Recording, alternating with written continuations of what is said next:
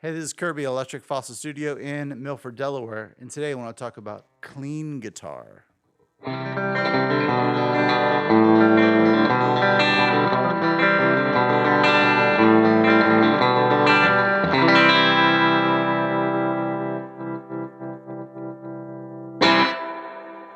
Pretty cool.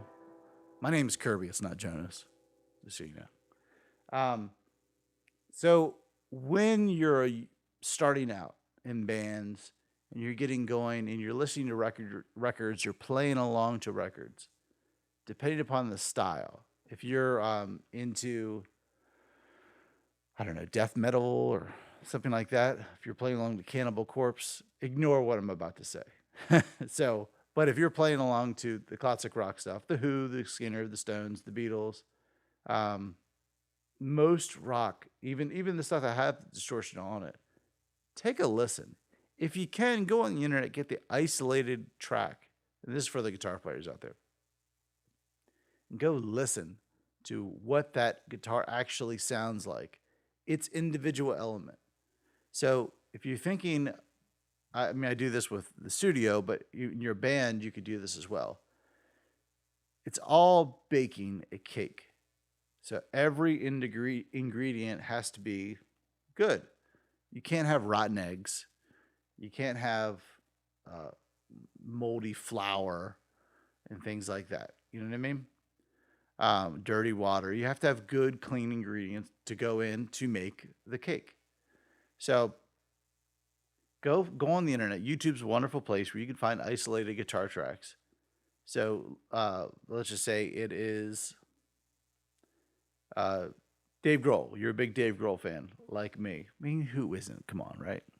So you're like, well, what is he actually sounding like on his guitar? Go look up isolated tracks. They have isolated guitar tracks for Everlong.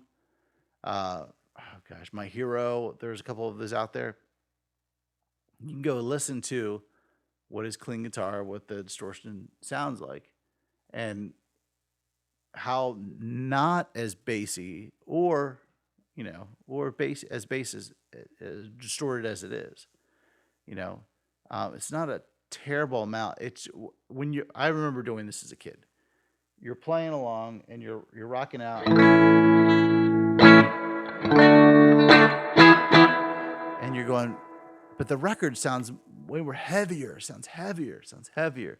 Sounds heavier because there's a bass mixed in that you think is a part of the guitar sound, but it's not. So the mistake we all make is we pile on the distortion to emulate the overall sound of the instruments on the record. And then we get to practice, and then we stomp all over the territory of the bass player.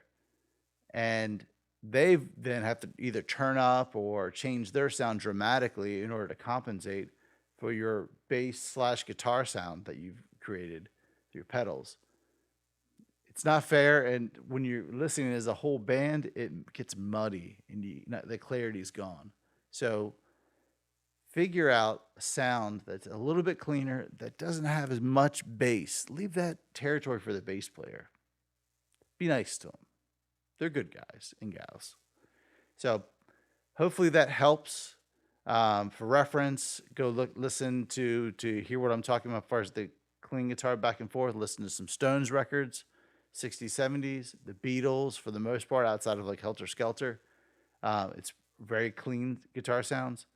Might have some effects in there here and there, but it's not driven too hard. So go check that out. Hopefully that helps. Try it out in your next band practice. Oh, and a great example is Sweet Home Alabama by Leonard Skinner. Go listen to that one and listen to the guitar solo. Clean, super clean, tight though. Amazing, beautiful, beautiful sound. I'm Kirby. This is Electric Fossil Studio. See you guys soon.